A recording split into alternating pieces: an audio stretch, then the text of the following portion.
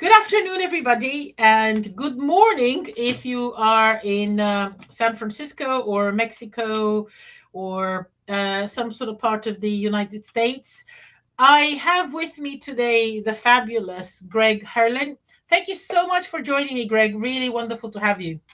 Well, thank you for having me, Annalene. It's a privilege to be here. I'm really delighted you accepted my invitation. I met Greg last year at an event for CTOs that one of the local recruiters organized, which was actually Richard Mould from SoCode. And Greg gave a presentation, and I think you mentioned something in your presentation about skipping levels. I can't remember if you used the exact wording, but I think you did. I did. Yeah. And this is a topic that my regular followers know that this is what I talk about a lot. The kind of leadership gap between an engineer and an executive type CTO. So I want to talk to you, Greg, about this topic deeper for our audience because I wish they had seen your presentation.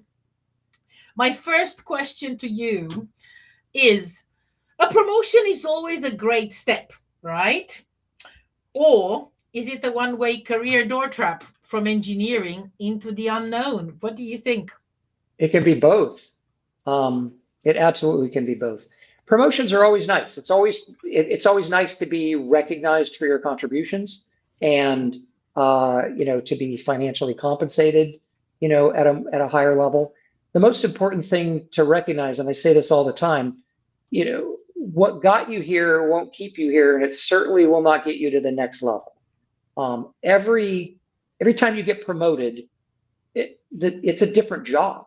Yes. Especially, it's dramatically different from an engineer to an engineering manager. But Yes. it can be even. It's a completely.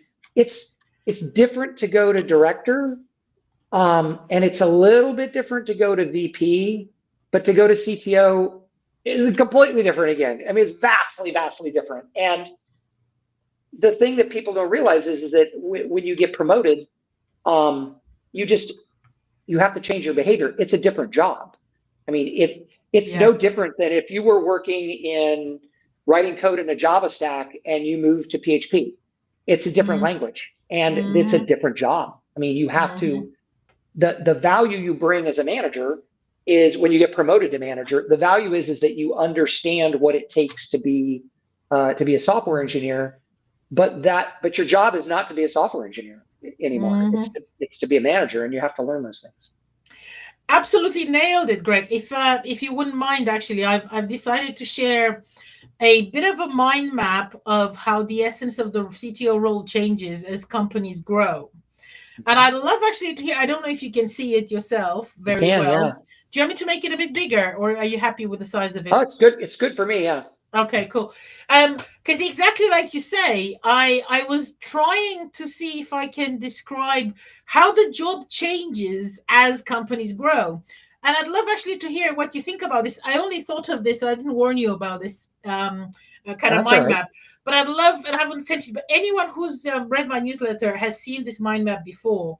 Um, so some of you will be familiar with it, but I'm not sure Greg is. So sorry for putting you on the spot. No, I think I may have seen it. I think you posted it on LinkedIn, and I saw it at Yes, I one point or have. another. Yeah, yeah, yeah. But the piece that I'll tell you from my personal experience right Tell me. now, this is fabulous. I completely agree with all of it. Okay.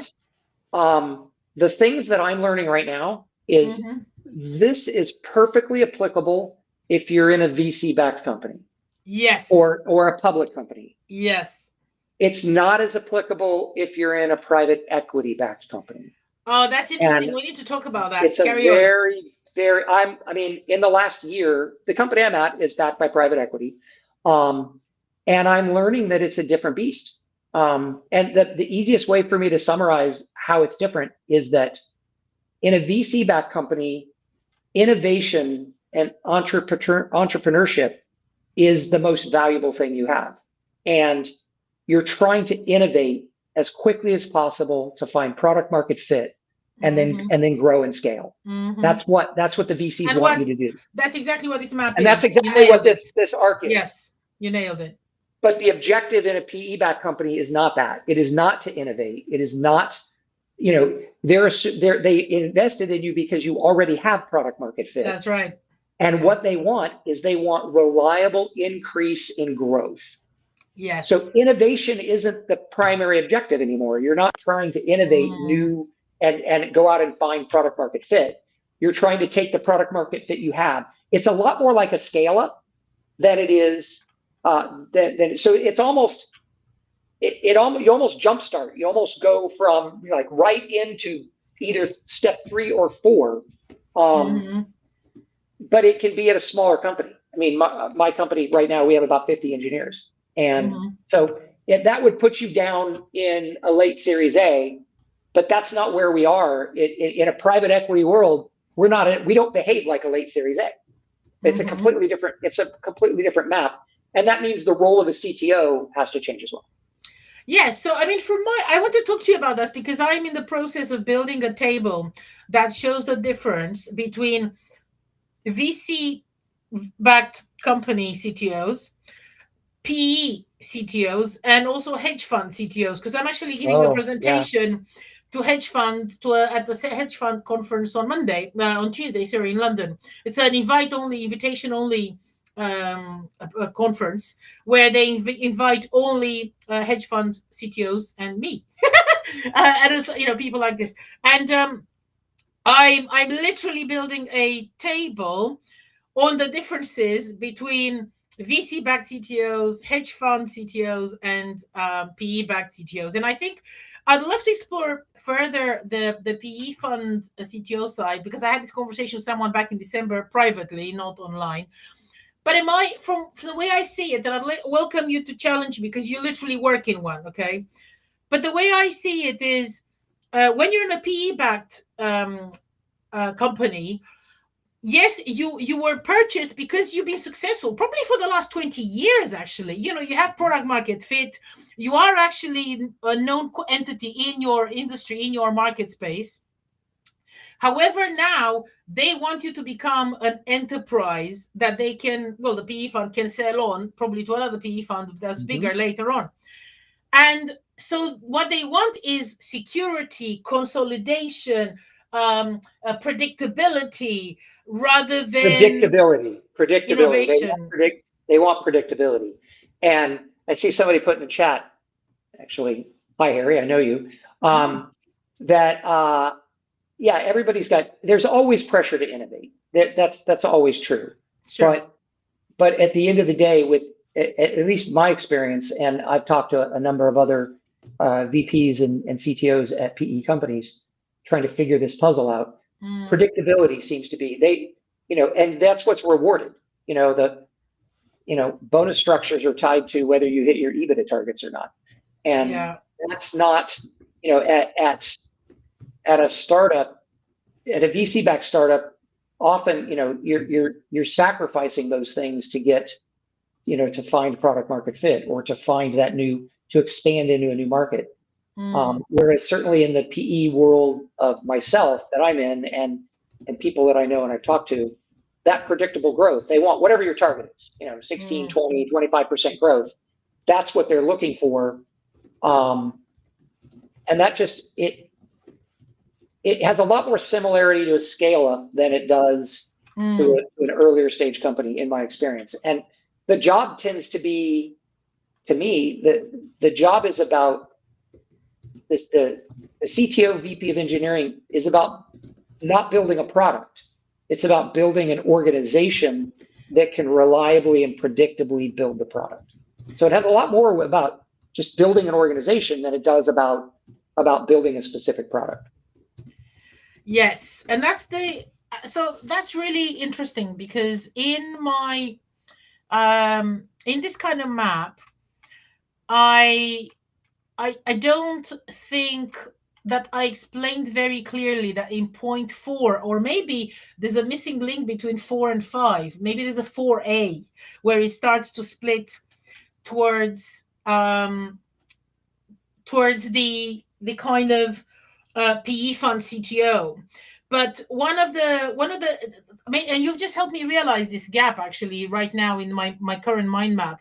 And maybe that's because if you think about it, a lot of the PE fund companies, will have been bootstrapped. I know a company in Cambridge right here who's a PE fund company, and they bootstrapped, very successful for 20 years, and now PE funds are starting to sniff around them, you know, and what the CTO needs, and often the CTO I've seen is fired either just before the PE fund acquires them, or within the first year, I'd say, that the PE fund acquires them, because a lot of them have found it very stressful going through the due diligence process of being acquired by the PE fund. And they think, oh, I can relax now. And actually, no, it's even worse after they've been acquired, because they have to, from my kind of knowledge of it, they have to, and please challenge me if you disagree, they have to start working on the stuff that they've been avoiding for the last 20 years. The stuff that's not juicy and sexy and interesting necessarily.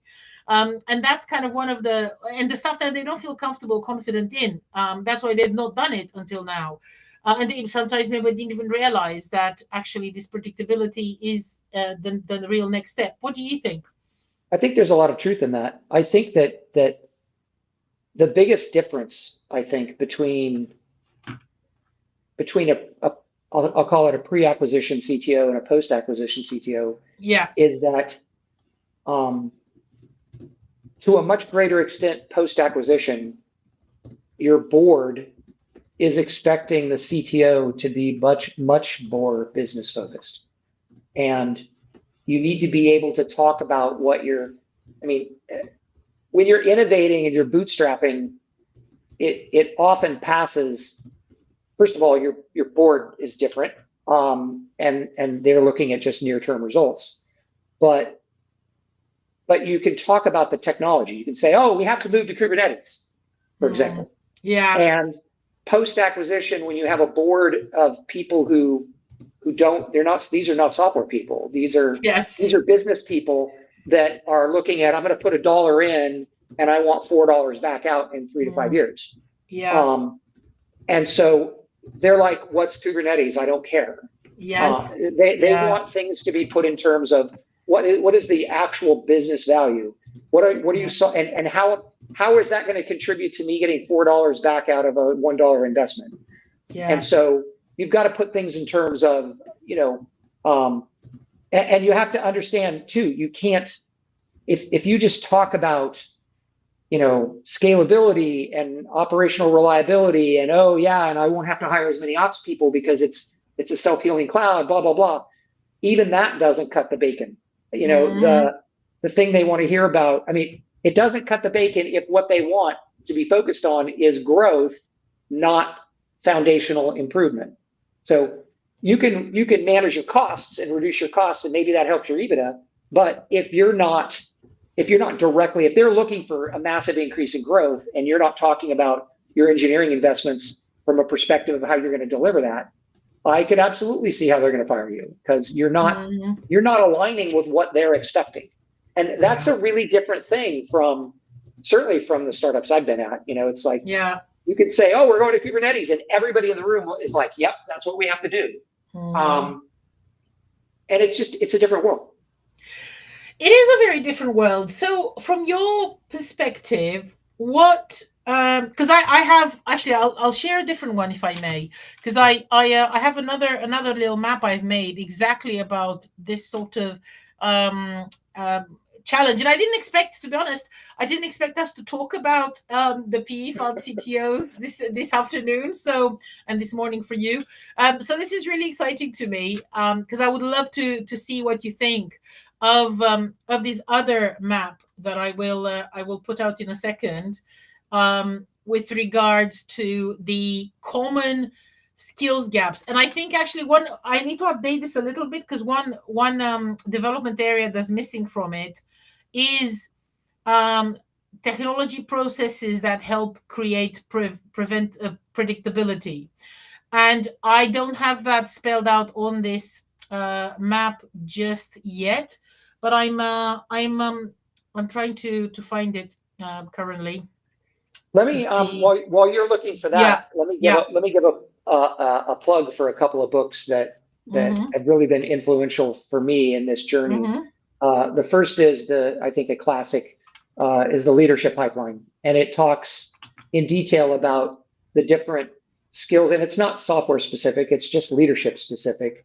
Mm-hmm. The different skills that are required at each level of the ladder, and common pitfalls. How if you either skip a level or you didn't realize that the job is different, how that can go sideways. So leadership pipeline. If maybe we can put that in the show Excellent. notes, but Yeah. I see you brought it up, so let's talk about that. Yeah. I'll put here book recommendation for people. Leadership pipeline. Excellent. Excellent. So yeah, what do you think of this? So from my perspective, there's the key areas where if I had to choose only three from this particular kind of chart I put up, I would choose the first three: business acumen, political acumen, and strategic acumen. I think you can do the rest. The technology processes to create predictability. You can do those if you realize that actually there's a gap between where you are now and where you need to be, and you own that gap. You show confidence that with that gap, because then you get credibility from the board, because they go, yeah, okay, this guy or gal is out of his or her depth, because we're requiring a new stage. It's a new job, exactly like you said. It's a new job they've not even applied for, actually. It's a new job they were accidentally placed in because the accidental CTO, right? And they now, what I find the biggest mistake they make, and I'd love for you to challenge me if you disagree, but the biggest mistake they make is, instead of leaning into the growth areas, into the development areas, into the areas they need to learn, they need to develop to be able to serve the new needs of the company, the business, the new job they hold, essentially. And I think, to be fair to them, nobody spells out to them this is a different job. I think that's the other Yeah, problem. But in order to do that, instead of leaning in, a lot of them get defensive and aggressive and angry and annoyed. And this is why ultimately they leave the business. But actually, that's not good for the business either. I don't think these PE funds want to lose them, because when you lose the CTO, you lose a lot of brain power and a lot of yeah, knowledge. What do you think? I agree completely. I think that the way you said it, nobody told them, and it's the thing where, it's this kind of thing to spread the knowledge and teach people, because we do have a gap in the world.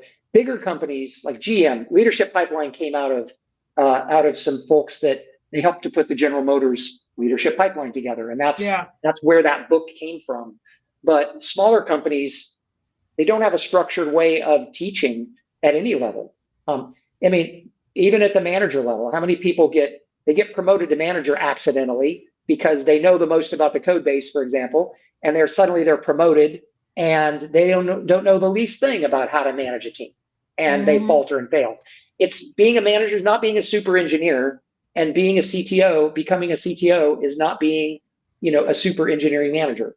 It's a completely different job, but nobody tells you that. Hmm. Um, the problem is, I think human nature is to rubber band back to what you know. I Yes. think that's just how we are. And Yes. so, Especially under particularly, pressure, I'd say. Especially under pressure. especially even more so under pressure. And so, it's easy as a human, and I've made these mistakes.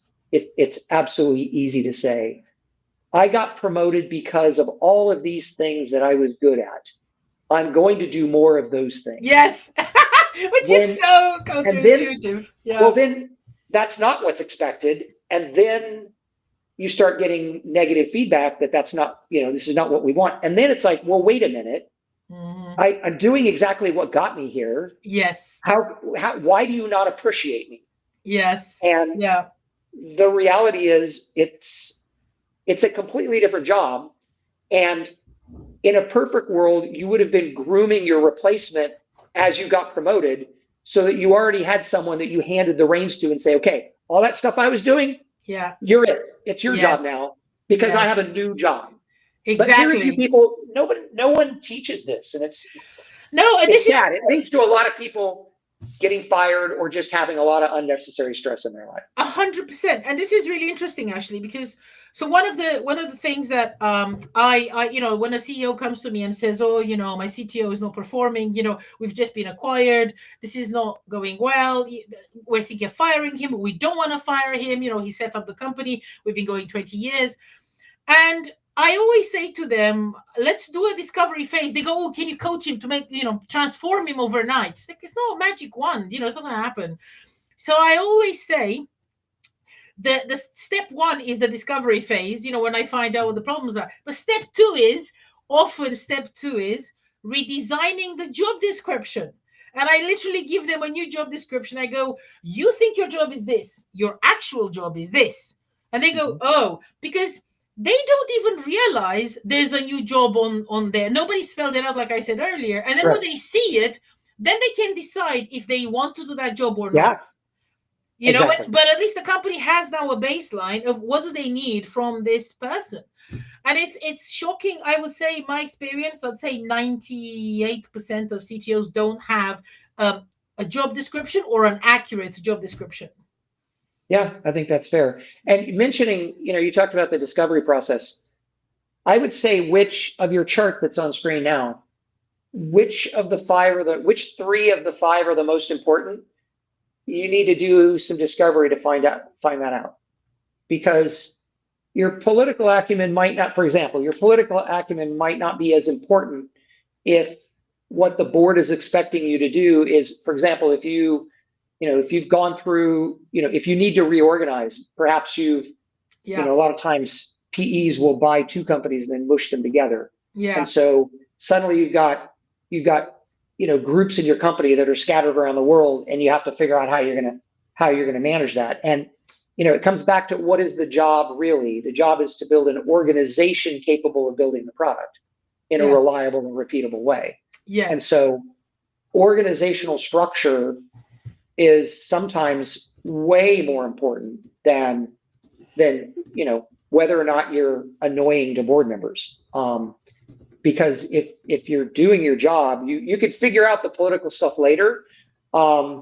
If the core thing they're expecting of you is to figure out the reorg, and vice versa, it can be vice versa. I mean, easily. You just have to figure out what really is the situation, and which parts of this puzzle do I really need to focus on. 100%. I mean, on this kind of little chart, I was trying to put together the common themes that I saw. Oh, I love the chart. When I was working with people. But I think when I say people in process, I kind of mush those together, because I'm not sure this is quite accurate yet. To be honest, it's work in progress. I welcome feedback on how I can make it better. But essentially, it's what I've seen is that, for example, a lot of them don't have security in place, processes in place, scale-up infrastructure in place, testing, served downtime, operations, development processes. There's none of these kind of part that make it repeatable and predictable, like you called it. And that's the stuff that I was bundling up under process, but I'm not sure it's quite spelled out properly yet. So it's still work in progress. That makes sense. So the other thing that I wanted to talk about, two books.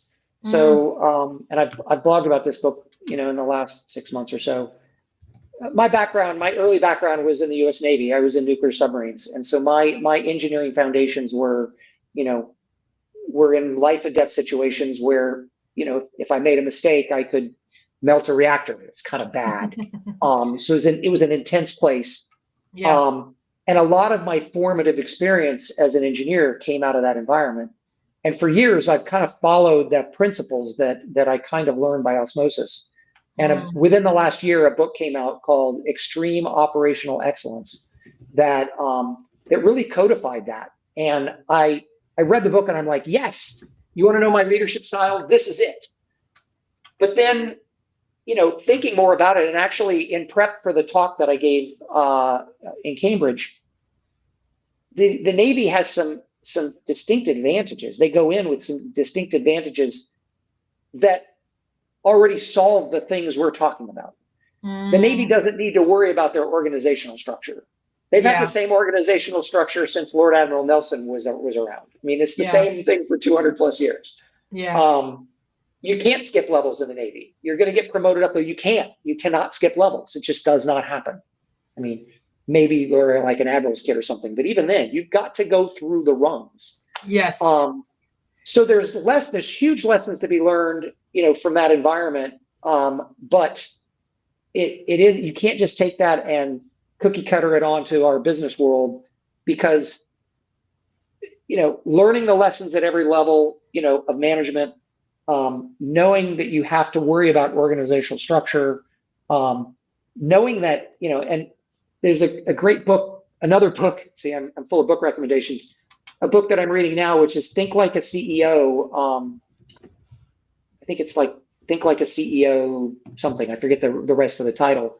Mhm. But he said something in his book that really hit me, which is your first job is to build a customer, not to build a product. Yes. And I thought that's so true, because that's the essence of finding product market fit. Is I'm building a customer. Right? Yes, I have to have a product, but first build the customer and then build the product to exactly. And I thought, and this is the thing, this is what's different than being a software engineer, is when I'm a software engineer, I'm writing code, someone else has spelled out this vision, this thing. And Yeah. I'm hoping, especially if we went to a startup, I'm hoping that someone is guiding that to good product market fit, so that when we get acquired or we go public, I make a lot of money. But the higher up you go in management, the more you have to think about this from first principles. What is it we're really trying to do? At the end of the day, we're being paid because we're making someone money. And Yeah. and how do I do that? It's surprising how many CTOs forget that, and how deep they keep going back into the weeds.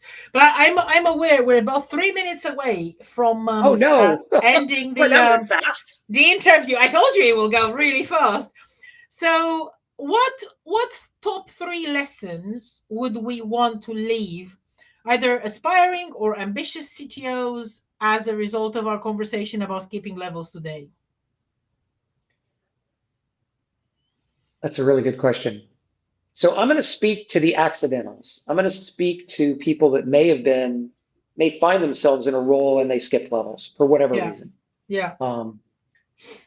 The top thing you can do is admit you skip levels, and go try. Because Yes. if you're in that if you're in that situation, you're probably smart. Yes. You're probably a highly capable individual. So admit that you skipped levels, and then go do something about, just admit, okay, I skipped these levels. What do I need to go learn? Who can I talk to? What, you can't really take classes in this stuff, but how do I fill that knowledge gap? Because I have an experience gap. So what can I do to fill the knowledge gap? And then the other thing, and this is my Achilles heel, is learn, former bosses have told me that I have 2 ears and 1 mouth, and I should use them proportionally. And I think it's so easy, especially in tech, especially, when you've been around as long as I have, I'm pretty sure I have a lot of answers to a lot of problems. But that puts me in a bad spot, because what I should be doing is encouraging and listening. Because first of all, if I tell somebody a solution, okay, but if they come to me with a solution and sell it to me, they own it. Yeah. So I should be listening more. And frankly, there's no way I'm pretty good, but I'm not that damn good. Other people, I should be listening to other people's ideas. So I think listen more is another one. And then when I communicate, I need to be very sensitive to my audience. And I think this applies at every level. Be sensitive to my audience, and communicate how they will understand me. And if it's a board of directors or business people that you're communicating with, you got to change how you talk. 100%. I mean, you have to speak the language of the audience, otherwise you're never going to influence them. And actually, geek speak, in my experience, only makes you lose credibility, not gain credibility in the boardroom. Geek speak is not prowess, it's not technical prowess. Nobody cares. Like you said earlier, Greg, oh my God, finished exactly on time, 45 minutes past. Thank you so much for joining the conversation. Absolutely loved getting your perspective on board today. And I definitely want to carry on the conversation with you about the PE fund CTOs. Have a Yeah, definitely. wonderful 2025. And thank you so much for joining me today. Thank you for having me on your show. Talk to you soon.